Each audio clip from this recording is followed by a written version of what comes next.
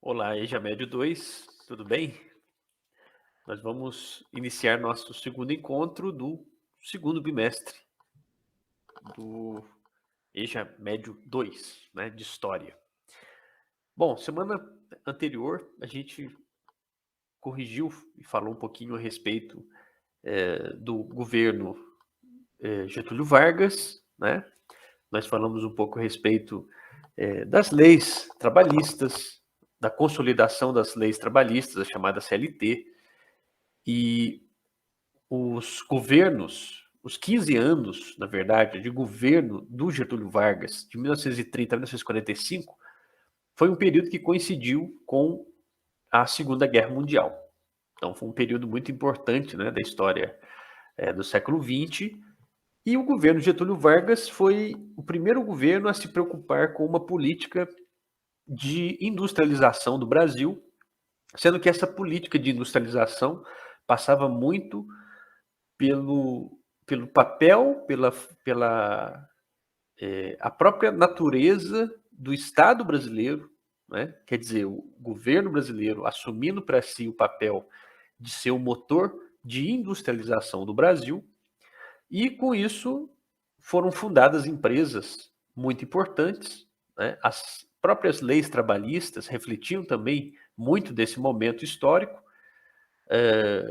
empresas que vão desempenhar um papel principalmente na chamada indústria de base, que é a indústria pesada de minério de ferro, siderurgia, né? É aquele material, aquela indústria que produz para infraestrutura do país, né? Então as linhas de trem, as ferrovias, depois as rodovias, energia elétrica, a questão da telefonia, né? Tudo isso precisava de um grande incentivo, uma vez que o Brasil entrava no século XX, na década de 10, na década de 1920, até a década de 1930, ainda com um país com características muito rurais, com a maior parte da sua população ainda habitando o meio rural, não o meio urbano, mas a partir de 1930 começa a ter uma diferença importante em relação a esse mundo político, né?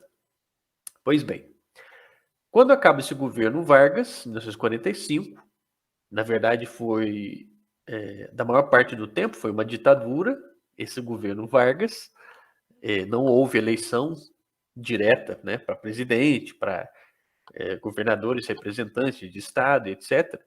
Quando chega em 1945, o Getúlio Vargas finalmente sofre um chamado golpe branco, né? Ele sai do poder, mas em parte ele sai por uma concessão dele próprio e por outra ele sai também forçado por uma parte das forças armadas, né, pela opinião pública, pela mobilização da sociedade, exigindo eleições diretas para presidente. E durante essas eleições surgem ali candidatos. O próprio Getúlio seria um candidato nessa eleição, mas ele foi rechaçado, né? E aí ele indica o ministro da Defesa, que na época era chamado ministro da Guerra, o seu ministro da Guerra, que era o Eurico Gaspar Dutra, que é aquele que vence as eleições de 1945, né? E aí a gente vai ver uma série de governos que vão ser conhecidos na história brasileira por governos populistas. Daí o nome República Populista. República Populista é o momento em que o Brasil vive justamente esses governos chamados populistas entre os anos de 1945, que é quando acaba a Segunda Guerra Mundial, até 1964, quando tem um golpe que interrompe esse momento de democracia e voltamos a ter um período de autoritarismo, tá? Então vamos ver aqui primeiro o que é a característica principal do populismo que aparece aí para vocês. É uma forma de governar em que o chefe de Estado, no nosso caso o presidente da República, se dirige diretamente ao povo de forma carismática e utiliza vários recursos para obter o apoio popular. Então, estes governantes populistas, eles sempre falam diretamente ao povo, como se eles e o povo tivessem os mesmos interesses, né? E as políticas adotadas por esses governantes são políticas que, num primeiro momento, dão realmente a impressão de que atendem aos interesses mais necessários da população, da massa populacional, mas que depois vão se mostrando apenas atitudes, leis, né, criações que beneficiam a própria classe política. Ou seja, né, eu até favoreço a população com determinadas práticas políticas, mas eu estou, no fim das contas, querendo a minha permanência no poder.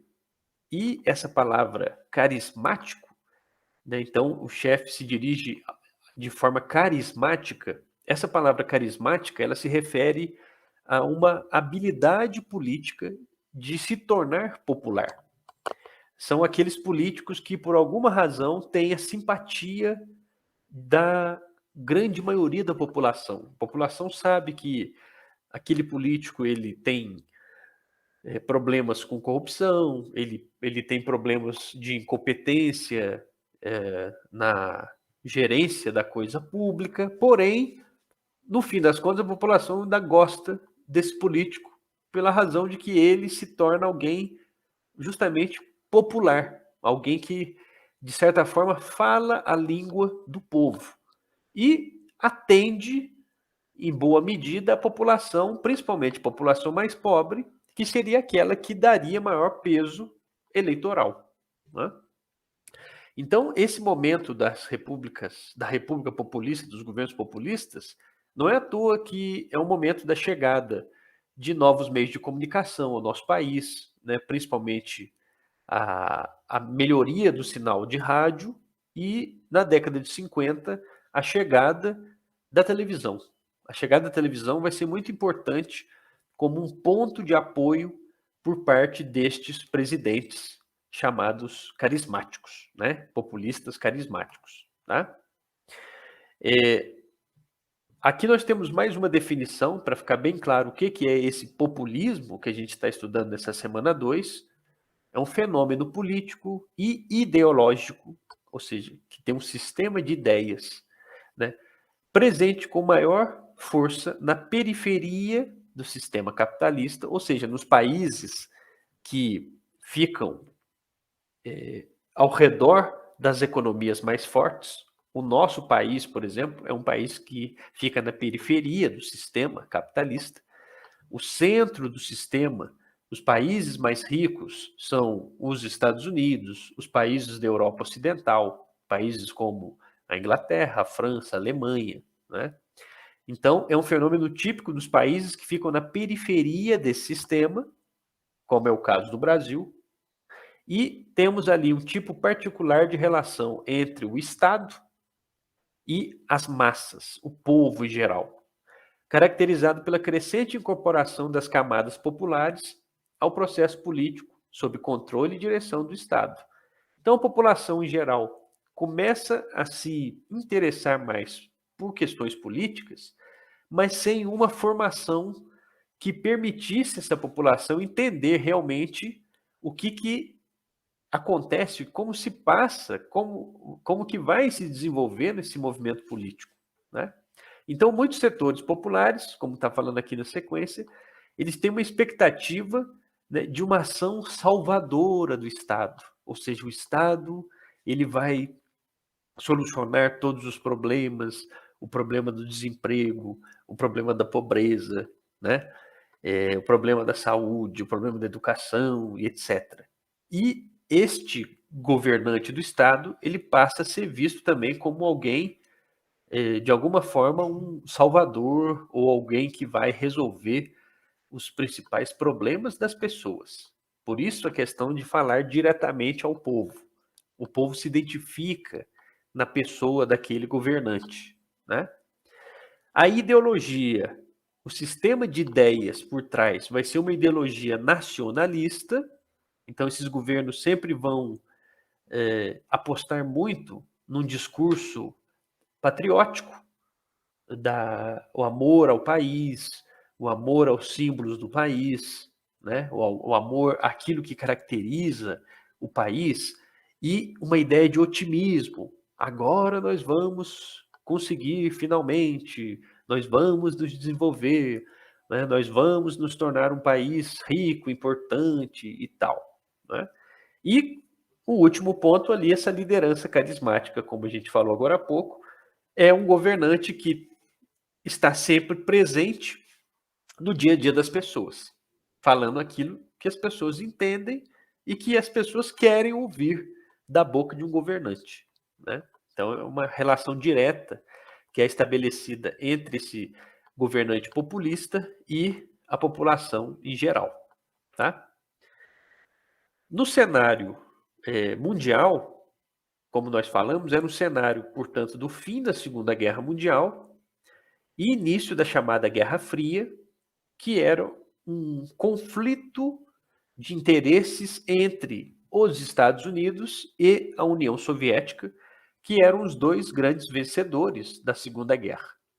No caso do Brasil, esses governos populistas desse período de 45 a 64, eles foram oscilando, ou seja, mudando muito de lado, porém a aproximação com os Estados Unidos vai ser sempre maior, principalmente no governo do Dutra, que é o governo imediatamente depois do Getúlio Vargas.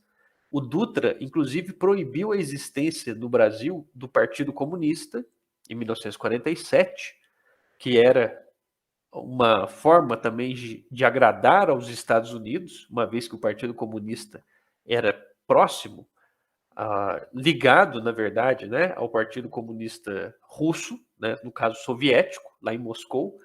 Então o Brasil estava ali alinhado aos Estados Unidos e mais distante do mundo da União Soviética, né? E isso vai ser muito importante para a gente entender também como que esses governos vão funcionar aqui no nosso país, né? E aqui no Brasil a gente teve um momento em que os trabalhadores passaram a exigir mais direitos e os empresários passaram a acumular cada vez mais riqueza. Então, esses governos populistas, apesar do nome populista, não era o povo quem mais se beneficiava dessa política, mas a classe empresarial.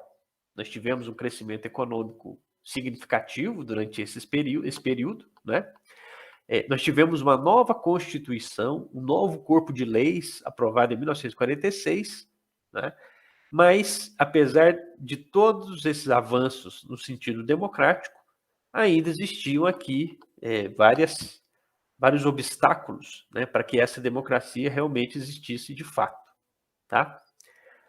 Então vamos ver aqui. Os partidos políticos que existiam no Brasil durante esse período dos governos populistas. A União Democrática Nacional, um partido mais aliado à chamada direita política, formada principalmente pelos empresários, né? Então vai ser um partido que vai ser um partido de grandes debates a respeito dos projetos, né, possíveis para o Brasil. Existia, por outro lado, o Partido Social Democrático, que tinha uma base eleitoral mais voltada para cidades menores, para o campo, para o Brasil rural, né? É interessante, o PSD, né? Ele vai ser um partido importante aqui em Minas Gerais, por exemplo. O Juscelino Kubitschek, futuro presidente, era do PSD. Então o PSD ele estava ainda marcado muito por um passado rural, né, do Brasil. Ele não tinha uma grande inserção no universo urbano, diferentemente da UDN. A UDN, sim, tinha maiores apoios, né, ali dentro das cidades de médio e grande porte. Tá? Além desses dois partidos, o PTB, que era o Partido Trabalhista Brasileiro, que tinha sido criado, entre outros, pelo próprio Getúlio Vargas, né, que tinha como base, como seu próprio nome diz, os trabalhadores nas médias e grandes cidades. Era um partido muito forte, não à toa, né? O partido, sendo o partido do Getúlio Vargas, não tinha como não ser um partido muito forte, né? O Partido Comunista Brasileiro, que é um partido que ele teve uma duração muito curta, ele foi colocado na clandestinidade, ele foi tornado ilegal pelo Eurico Gaspar Dutra em 1947, né, justamente por ser acusado de ser um partido que estava a favor de interesses internacionais e não a favor dos interesses nacionais, né? No caso, eles estavam acusados de estarem a favor dos interesses da União Soviética aqui no Brasil. E o Partido Social Progressista, aí um partido menor, né, principalmente ali no estado de São Paulo. Então ele ficava restrito ao estado de São Paulo. Então, na verdade, partidos mesmo, né, com força nacional, nós tínhamos o PTB, o PSD e a UDN. Tá? Esses eram os principais. E em 1946, nós tivemos a elaboração de uma nova Constituição para o nosso país. A Constituição é aquele corpo de leis que vai dizer tudo a respeito de um país. O que é o país? Se é uma república, se é uma monarquia, divisão dos estados, o papel de cada estado, o papel de cada município, o papel de cada poder, a divisão entre poderes, etc. É o que vai estruturar o que é um país. Então, nós tivemos uma nova Constituição a partir de 1946 e essa Constituição previa coisas mais democráticas, né, do ponto de vista econômico, social, o direito de expressão, né? As liberdades individuais, de liberdade religiosa, liberdade de ir e vir, de liberdade eleitoral, né, de votação, de candidaturas, etc. Tá? As principais características: possibilidade de caçar o registro de partidos considerados perigosos, aqueles partidos que eram considerados como uma ameaça à ordem democrática, e o Partido Comunista acabou sendo incluído, né, nessa lei. O voto direto e secreto, isso foi uma mudança extremamente importante, né, a questão do voto ser secreto, né, você está protegendo o direito do eleitor de livre escolha. A garantia da autonomia dos municípios e estados para criarem suas próprias leis, desde que essas leis não passassem por cima das leis federais, né?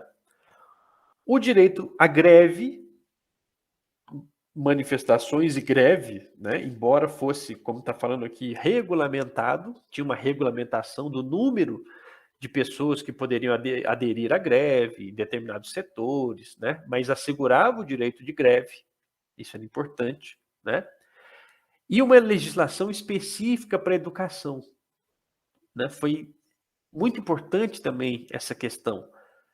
Começou a criar uma estrutura para o ensino público, prevendo recursos apenas para aquela área, né? Então, começa aí um debate não apenas a respeito dos conteúdos que eram ensinados, porque isso já vinha mais desde antes, mas a questão mesmo da estrutura, né? Como é que você vai construir escolas, financiar o pagamento de funcionários e professores, né? O tempo de estudos que cada aluno tem que cumprir, né, para conseguir diploma e etc. Então começa aqui uma preocupação maior a respeito, né, dessas questões da educação. Tá? E aí, como nós falamos aqui, o Eurico Gaspar Dutra foi o primeiro, né, desses populistas, desse período, né, dos governos populistas. Esse senhor que está aí, ele era o ministro da Defesa do Getúlio Vargas, chamado na época ministro da Guerra, e o Dutra foi presidente de 46 a 1951. Tá? Aqui tem alguns desses elementos principais do governo Dutra. Na política interna, uma série de obras, inclusive a Via Dutra, a rodovia Rio-São Paulo, né? Hidrelétricas importantes, como a hidrelétrica do São Francisco, né? A Chesf, que até hoje é importante para abastecimento energético no Nordeste, né? Também foi um governo quando começou uma proibição maior a respeito de jogos de cassino, né? Os jogos de azar. Começa ali no governo Dutra, a questão também do jogo do bicho, né, a proibição em relação a esses jogos ditos populares, né? E na política externa, ele rompeu com a União Soviética e se aproximou muito dos Estados Unidos, facilitando a instalação de empresas estrangeiras aqui no Brasil, né?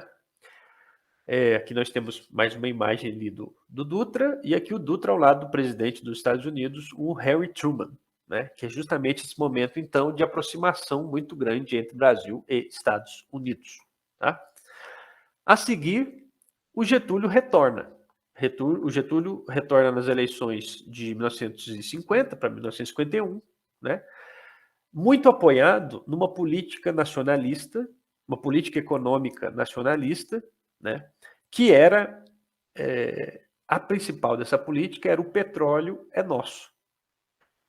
Já existia no nosso país, já se sabia, né, da existência de uma série de poços de petróleo em muitas regiões, mas nós ainda não tínhamos aqui uma política voltada para essa questão da exploração do petróleo no Brasil.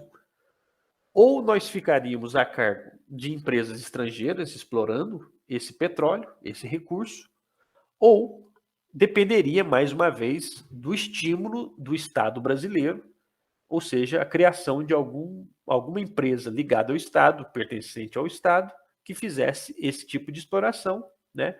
E essa empresa foi justamente a Petrobras, né? Então, a Petrobras foi o grande símbolo desse segundo governo Getúlio Vargas, né? Além da Petrobras, ele cria o chamado Banco Nacional de Desenvolvimento, BNDE, que hoje seria o BNDES, né? Uma série de outras empresas voltadas para essa continuidade, digamos, né, da industrialização brasileira. Porém, o Getúlio também sofreu uma série de pressões, tanto de grupos internos quanto de grupos externos, em relação a essa política nacionalista dele, né? Então, esse governo dele, apesar dessas empresas terem sido criadas, apesar do Getúlio ter favorecido, mais uma vez, né, a classe trabalhadora, mas também com o apoio de uma parte da classe empresarial, né, ele começou a ser acusado de corrupção, né, de um governo extremamente corrupto, de um governo que estava, em vez de auxiliando, ajudando o Brasil a se desenvolver, né, estava querendo mais uma vez fechar o regime e tomar o controle né, do país. Então começa a ter uma série de crises que vão desestabilizar o governo Getúlio Vargas e, em agosto de 1954, ele se suicida. Então, Getúlio Vargas se suicidou, né? E, a partir disso, abre-se um período de crise nessa República Brasileira, né? E, a partir desse suicídio do Getúlio, nós temos ali um momento em que o poder fica, né, vago, tem aquela expectativa do que iria acontecer, e assume o Café Filho, né, na condição de vice, ele assume como presidente em 54 e termina o mandato em 1955. Né? Então, um breve período de tempo, um governo tampão, uma vez que Getúlio tinha se suicidado. Né? Aí vem a questão da eleição do Juscelino. Nós temos a campanha de 1955, Juscelino foi eleito com cerca de 30 e poucos por cento dos votos, foi uma eleição bem equilibrada, e o Juscelino assume a presidência do Brasil, prometendo transformar o Brasil em 50 anos em 5, né, que era o grande chamado plano de metas, né, o que aparece aí, né, destacado aí para vocês, o plano de metas do Juscelino Kubitschek, desenvolver o Brasil 50 anos em 5. Né? Ou, em outras palavras, cada ano nós vamos crescer como se fossem 10 anos. Tá? Então, mais uma vez, é a promessa da industrialização, é a promessa do desenvolvimento do Brasil, né? De infraestrutura, principalmente. Aqui nós temos, lá, nesse plano de metas, a questão das rodovias, das hidrelétricas, dos aeroportos, né? Da indústria brasileira. E a cereja do bolo desse plano do Juscelino, que seria a construção de uma nova capital, Brasília. A justificativa era uma justificativa geopolítica. Nós precisamos levar a população para o interior do território, para ocupar esse interior do território, porque um país tão grande como o Brasil não pode ter esse interior do território tão desocupado. Cerca de 80% da população do Brasil ainda hoje habita o litoral até uma faixa de cerca de 300 quilômetros para dentro, né? E 20% está no restante do território. Então, ainda é um país desocupado em muitas áreas, né? Nós temos regiões inteiras com uma população muito baixa. E isso, do ponto de vista da integração, do ponto de vista da ocupação política, né, de um território, é uma fraqueza que um país pode ter, né? Então, se hoje é assim, naquela época era ainda maior. Nós tínhamos uma população menor e naquele miolo do Brasil completamente despovoado, né? Então, a justificativa era levar uma nova capital para o interior do país, levando um eixo de desenvolvimento para esse interior do país. E hoje, Brasília já é uma das maiores cidades do Brasil, tem cerca de 3,5 milhões de habitantes. Em 1960 tinha pouquinha gente ali, estava apenas começando a existência dessa cidade, né? Então, mais uma vez, a gente vê essa questão da modernização, né? Da preocupação em modernizar o país, em industrializar o país, mas e a questão social? Isso ficou para trás nesse governo Juscelino. Houve muita obra, houve a construção dessas rodovias, aeroportos, hidrelétricas, cidades, mas, do ponto de vista econômico, a classe trabalhadora empobreceu, né? Então, a renda concentrou muito na mão de empresários e a classe trabalhadora não teve ali suas demandas plenamente atendidas, né? Então, aqui nós vemos imagens aqui da rodovia Belém-Brasília, né? A própria construção de Brasília, né, que foi esse grande momento. Esse momento foram chamados Anos Dourados. O Brasil conquistou a primeira Copa do Mundo, em 1958. Os meios de comunicação, a televisão, o rádio, né? Então as pessoas começaram a assistir a muita televisão, a novelas, o cinema, os teatros, né, começaram a ser construídos por todo o país, as pessoas começaram a ver muitos filmes e aquela coisa toda, né? E era um momento ali de euforia, né? Parecia que o Brasil agora iria realmente decolar. E aí nós tivemos a eleição de 1960 com o Jânio Quadros como o vencedor. O Jânio Quadros era uma figura assim folclórica, já tinha sido prefeito de São Paulo, era professor de português, né? E o Jânio Quadros veio com uma plataforma política voltada para o combate à corrupção. Então, nos governos Getúlio, no governo Juscelino, na década de 1950, né, o Brasil teve um crescimento econômico significativo, um dos países que mais cresceram no mundo, sem haver uma distribuição de renda igualitária, ou pelo menos compatível com esse crescimento, quer dizer, cresceu muito, mas concentrou muito a renda, principalmente no governo Juscelino, né? Muitas notícias de desvio, de corrupção, e aí o Jânio Quadros, portanto, se elege na onda dessas denúncias de desvios de corrupção. E o símbolo do Jânio era uma vassourinha, o jingle dele era o varre, varre, vassourinha, que era aquele político que iria, portanto, combater a corrupção, né? O principal plano de governo do Jânio Quadros, né? O governo Jânio vai fazer o Jânio vai fazer um governo desastroso, né? Ele não conseguiu criar uma base política, né, ali necessária para conseguir criar e aprovar projetos, né? Ele durou um pouquinho mais de 7 meses do governo, né? Então muito pouco, né? A inflação no período disparou, então a política econômica, né, que o governo Jango adotou não conseguiu dar conta né, dessa situação, e, por outro lado, ele tinha uma política dita conservadora, no sentido dos costumes. Ele proibiu, por exemplo, o biquíni nas praias, proibiu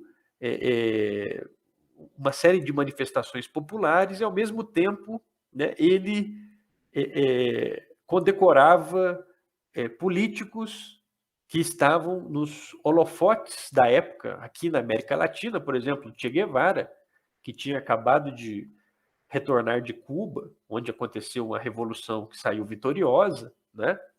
Quer dizer, era alguém folclórico, né? Mas, do ponto de vista da necessidade do país, era alguém incapaz de responder ao que o Brasil precisava naquele momento. Então, não é à toa que, com 8 meses, esse governo foi para o saco, né? E aí abriu-se um período, mais uma vez, de uma crise institucional, porque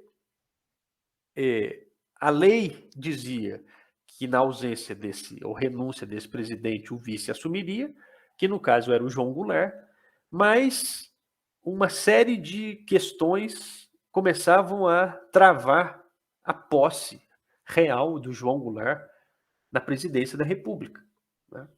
A ameaça de golpe, a ameaça de quebra da ordem democrática já estava aparecendo ali em 1961, né?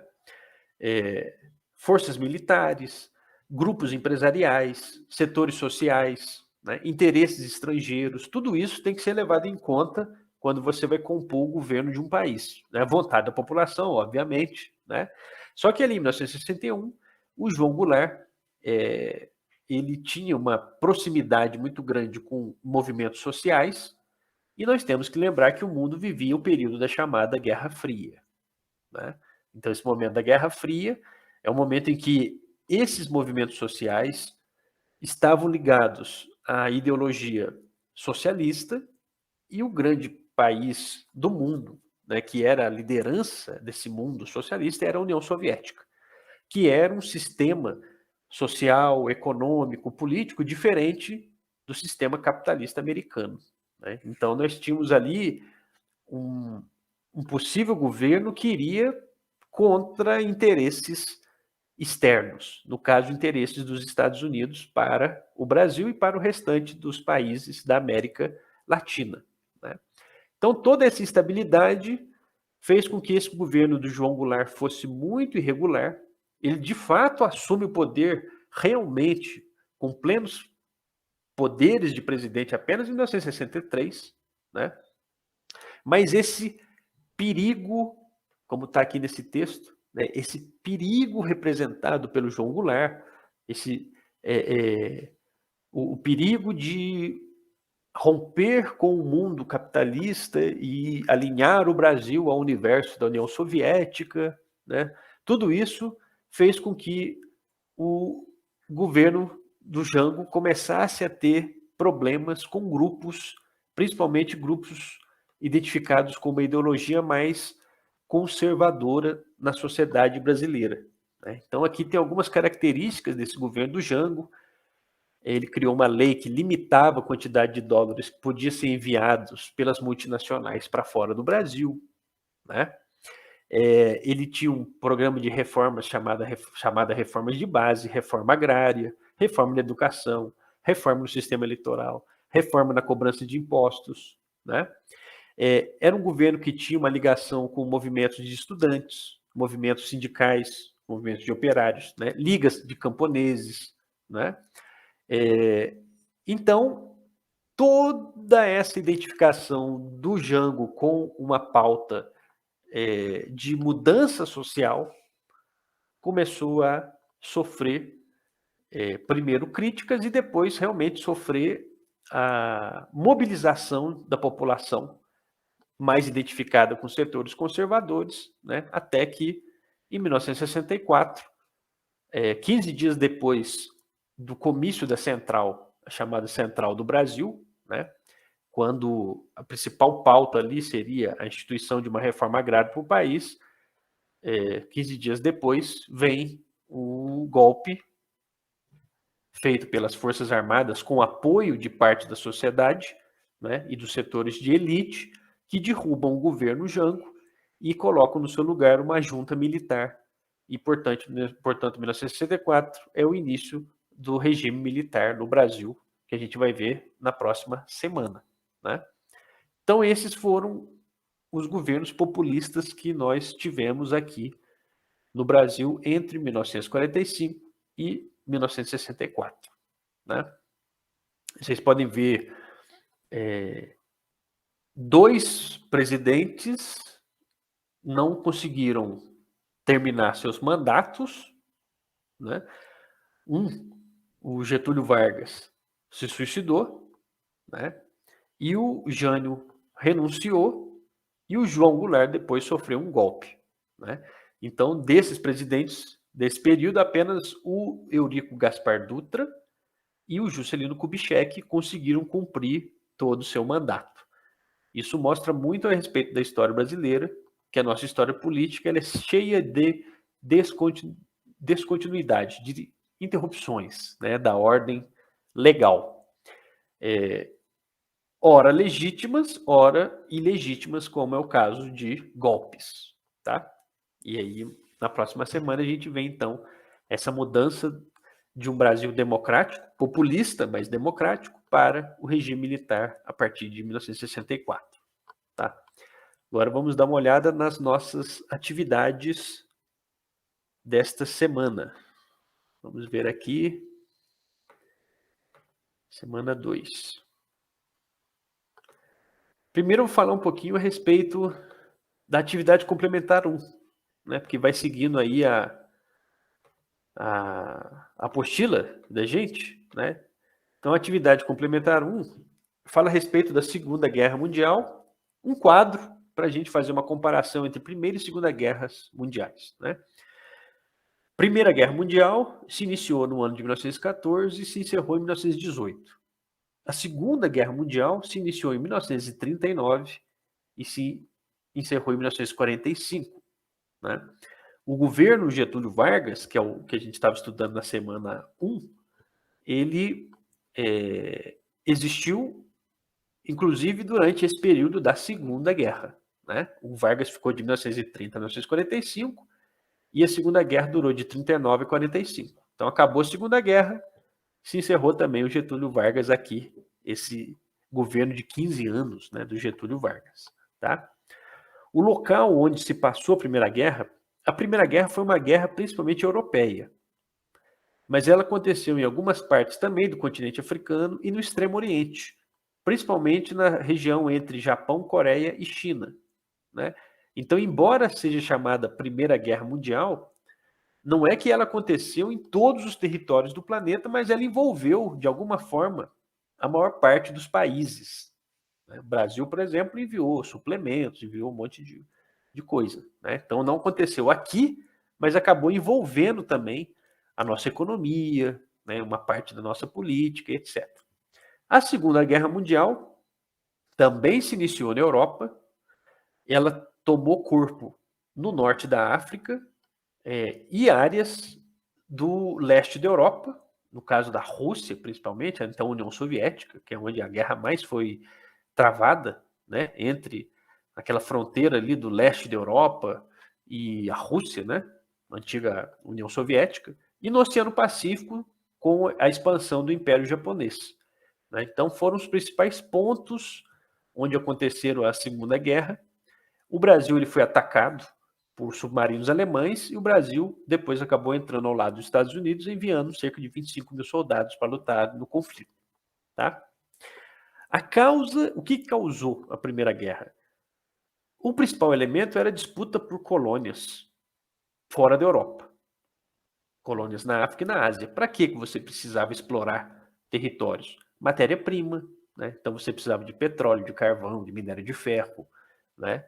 Você tem várias riquezas que existem nesses territórios, e esses países europeus e suas indústrias estavam atrás desses produtos, mas havia também questões ligadas ao chamado nacionalismo, rivalidades entre povos, rivalidades por guerras que aconteciam entre essas nações europeias, por exemplo, a guerra entre a França e a Alemanha, que tinha acontecido lá em 1870. Então tinha uma série de rivalidades também entre essas nações, e essas nações estavam buscando se industrializar. Isso acabou levando, né, a essa disputa da Primeira Guerra Mundial. E a Segunda Guerra foi um desdobramento da Primeira. Foram questões que não foram resolvidas durante a Primeira Guerra, questões tanto em relação às colônias, quanto em relação ao acesso a áreas estratégicas, onde se poderia explorar matérias-primas, né? O desenvolvimento industrial de cada nação, nações que estavam mais desenvolvidas do ponto de vista industrial, nações que estavam menos desenvolvidas, isso acabou levando também a esse conflito. E as ideologias raciais, né, na Europa, principalmente o nazismo alemão, que foi algo de muita motivação, né, no sentido de exterminar, de eliminar povos considerados inimigos. Então isso também estava na ordem do dia, a ideia militar, a ideia de a guerra pode ser uma indústria, a guerra pode ser uma grande maneira de desenvolvimento de uma nação, né? Então nesses países havia esse pensamento também no ideal militar como a melhor opção para o desenvolvimento nacional, né? E acabou levando o mundo, portanto, a esses conflitos, né? Os participantes. Na Primeira Guerra, nós tínhamos principalmente o bloco chamado Tríplice Aliança, com a Alemanha, a Áustria e a Hungria, que antes era um país, hoje são dois, a Áustria e a Hungria, antigamente era um país só, Áustria e Hungria, e a Turquia, né, com parte da Itália também apoiando esse bloco, e a Tríplice Entente com a França, Inglaterra e Rússia lutando por outro lado, com o apoio de outros países, mas esses eram os principais, né? E na Segunda Guerra Mundial, o chamado eixo. O eixo tinha Alemanha, Itália e Japão, de um lado, e os aliados, a Inglaterra, a União Soviética, a França, os Estados Unidos e mais 30 países, entre esses países o Brasil. Então o Brasil lutou ao lado dos aliados, derrotando as forças do eixo, né? O vencedor, como está aqui, né, a Tríplice Entente, na Primeira Guerra e os aliados na Segunda Guerra, e o número de mortes. A Primeira Guerra foram cerca de 10 milhões de mortos e 20 milhões de feridos, e a Segunda Guerra cerca de 70 milhões de mortos, né? Esses números eles podem variar muito, justamente pela violência da guerra e pela imprecisão dos dados. Em muitos territórios você tinha apenas uma estimativa da população, não sabia exatamente o número de habitantes que existia naquele território, então pode variar muito. Em alguns livros a gente vê um registro de 60 milhões na Segunda Guerra, outros livros falam em 80 milhões, né? Alguns livros falam em 15 milhões na Primeira Guerra, outros livros falam em 8 milhões, né? Então a gente fica aí com uma média de 10 milhões na primeira e 70 milhões na segunda. De todo modo, é muita gente, né? E a imagem que melhor representa esses conflitos. Você pode escolher, aqui eu sugiro, né, que a Primeira Guerra foi muito marcado por ser uma guerra chamada de trincheiras, que eram essas valas que eram abertas, onde se lutavam, né, se travava um conflito. E a Segunda Guerra nós temos a imagem da bomba atômica, ou das bombas atômicas, né, as duas bombas lançadas pelos Estados Unidos, uma na cidade de Hiroshima e outra em Nagasaki, no Japão, ou as imagens dos campos de concentração da Alemanha nazista, onde mais de 6 milhões de pessoas foram exterminadas, né? Que havia, como nós falamos, entre as causas da Segunda Guerra Mundial, muito fortemente a ideia racista, né? E a ideia racista, ela não é apenas entre grupos brancos ou grupos negros, mas ela é entre povos, né, que antes eram chamados raças, hoje já é um conceito que nós eliminamos, né, essa ideia de raça que não existe entre a espécie humana, mas essa coisa de raça, então, especialmente o nazismo na Alemanha, tinha como uma das suas principais motivações o extermínio daqueles considerados não alemães ou impuros do ponto de vista racial, que era o que motivava esses grupos, né? E, por último, o fato que lhe chamou a atenção, aí você uma resposta pessoal. Você pode falar a respeito da Primeira Guerra e da Segunda Guerra, né? Então, essa última linha é uma questão mais pessoal. Todo esse movimento da Segunda Guerra teve um impacto aqui, né, da nossa República Populista, como nós vimos, que levou ao fim a ditadura do Getúlio Vargas e se iniciou a chamada República Populista, com as eleições desses candidatos aqui, ó. O Eurico Gaspar Dutra, o Getúlio Vargas, Juscelino Kubitschek, Jânio Quadros e João Goulart, tá? Foi o período que a gente estudou, falou agora há pouco nessa aula. E agora a correção dessa semana 2. O número 1 fala um pouco a respeito dos partidos políticos, né, que nós vimos lá no comecinho da aula. Sobre os partidos políticos, relacione. E aqui, criado por Getúlio Vargas, que reunia as pessoas que o apoiavam, era o Partido Trabalhista Brasileiro, né? Então, na sequência, né, fazia oposição a Getúlio Vargas, era o UDN, número 1, aqui. Criado por Getúlio Vargas era o PTB, então aqui é o número 3. O Partido Social Democrático, né, o PSD, organizado por dirigentes sindicais, né, que tinham um certo apoio ao Getúlio, né, e o Partido Comunista, o último, né, que o próprio nome diz, né, o PC, o famoso PC, que foi posto na ilegalidade pelo Eurico Gaspar Dutra, né? Então a sequência aí 3, 2, 1, 4, tá? Nesse número 1. Vamos ver aqui na sequência este relacione logo aqui abaixo. Nós temos aí duas colunas, né? Número 1, governo Dutra, 1946 e 1950, tá? Governo Getúlio Vargas,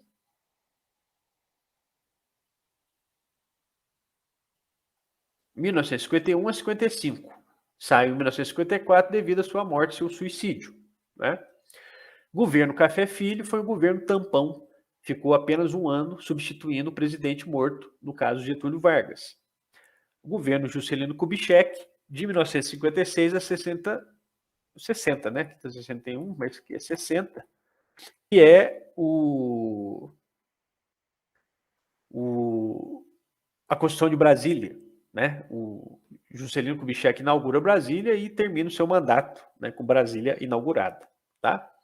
Governo Jânio Quadros ficou de 61 a 65, mas na verdade ele ficou só 61, porque ele ficou só 8 meses, ele renunciou, e aí vem o João Goulart, o Jango, que fica de 61, seria até 65, mas 64 ele caiu devido a um golpe militar, né? Então a sequência 361, 452, tá?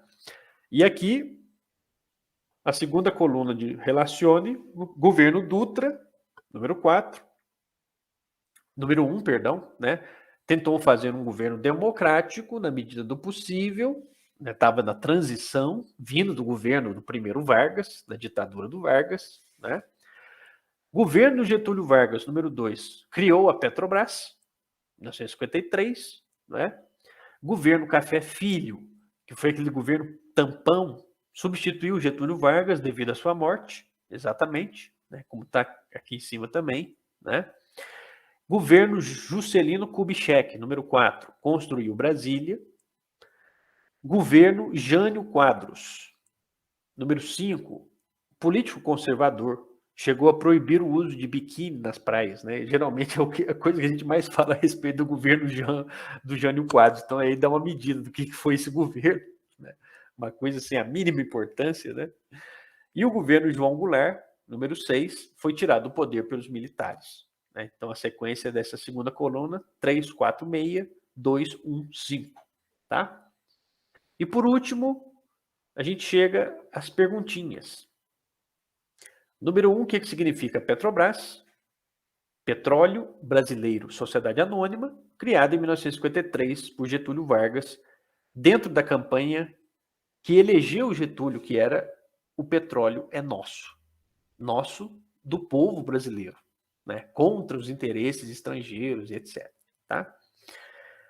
A Constituição de 1946 instituiu definitivamente os três poderes, com autonomia entre eles. E quais são esses três poderes? O poder executivo, aquele que aplica leis, aquele do qual fazem parte o prefeito, o governador, o presidente da República. O poder legislativo, aquele que cria, que propõe leis, que debate as leis, né, que faz parte os vereadores, os deputados estaduais, os deputados federais e os senadores. E, finalmente, o poder judiciário, que julga e fiscaliza, que faz parte os promotores, os defensores, os desembargadores, os juízes, né, os ministros da justiça. Então, todos esses fazem parte do poder judiciário. Então, são três poderes: executivo, legislativo e judiciário. Né? O que foi a Carta Testamento de Getúlio Vargas? Foi, como o próprio nome diz, uma carta, né, um documento, no qual ele, Vargas, explica os motivos que os levaram ao suicídio em agosto de 1954. Entre esses motivos, a pressão e a recusa dele em ceder a essas pressões de grupos externos, exteriores, grupos estrangeiros, né, apoiados por grupos aqui dentro do Brasil, e o Getúlio se colocava como um protetor dos trabalhadores, da classe mais pobre. Né? Então, diante de toda essa pressão, ele acabou suicidando e evitando, assim, tomar um golpe, ser tirado à força do poder. Né? O que Juscelino Kubitschek pretendia no seu plano de 50 anos em 5? O próprio nome diz, fazer o país avançar na industrialização, né? Colocar o Brasil de pé, de igualdade com o mundo capitalista da época. Então começou a chegar aqui muita indústria, empresas multinacionais, indústria automobilística, né? Começamos a substituir as ferrovias por rodovias nesse momento, começa a chegar a indústria de eletrodoméstico, uma série de fábricas, mas com essa abertura do capital externo, ou seja, dependente da tecnologia vinda de fora, dependente dos investimentos vindos do estrangeiro. Né? Então, esse era o plano, facilitar a instalação dessas empresas estrangeiras no Brasil. O número 5, quem eram os candangos? Os candangos eram, como ficaram conhecidos, os trabalhadores que construíram Brasília. O candango é um tipo de uma lagartinha, né, um lagartinho, que vive muito ali na área do semiárido, da região nordestina, e a maioria desses trabalhadores vinham do interior do Nordeste e uma parte também de Minas Gerais. Né? E foram esses que construíram Brasília, tirando tudo aquilo do zero. Então não tinha nada ali, era uma área de cerrado, não tinha nada no sentido urbano, né? Estrutura, rodovias, cidades, aeroportos, etc. E aquilo começou a ser construído dentro desse projeto do Juscelino de levar o crescimento econômico para o interior do país. Né? E, finalmente, o que é o ABC paulista? Nessa vinda dessas empresas para o Brasil, elas começam a se instalar, sobretudo, na área mais urbanizada do país, que era São Paulo, a cidade de São Paulo, e no entorno da cidade de São Paulo, onde fica o chamado ABC, onde tem cidades Santo André, aí letra A, São Bernardo do Campo, letra B, e São Caetano do Sul, letra C. Né? Tem alguns que falam até ABCD, porque tem diadema. Então dá certinho ABCD. Né? E essa região é a região mais industrializada do Brasil, onde fica a maior parte do parque industrial brasileiro, muitas fábricas, muitas indústrias, principalmente indústrias de automóveis, né? E não à toa ali também passou a ser a sede dos sindicatos mais fortes do Brasil, né? As entidades de trabalhadores, associações de trabalhadores que no período seguinte, no regime militar e depois no período da redemocratização, vão ser áreas muito importantes de mobilização política no nosso país. Tá? Muito bem, então essa foi a semana 2 da EJA Médio 2. Espero que vocês tenham entendido, né? Qualquer dúvida a gente vai tirando aí essas dúvidas nas próximas aulas, né? E está gravado, você pode retornar, você pode assistir novamente, caso você não entendeu, também você pode enviar alguma dúvida pelo WhatsApp ou pelo Instagram, a gente está à disposição de vocês, tá bom? Obrigado por você ter assistido a aula e até a próxima. Provavelmente, né, o retorno presencial deve mudar alguma coisa, mas a ideia é continuar oferecendo essas aulas online também, para que os alunos da EJA não sejam prejudicados, tá bom? Então, grande abraço e até a próxima.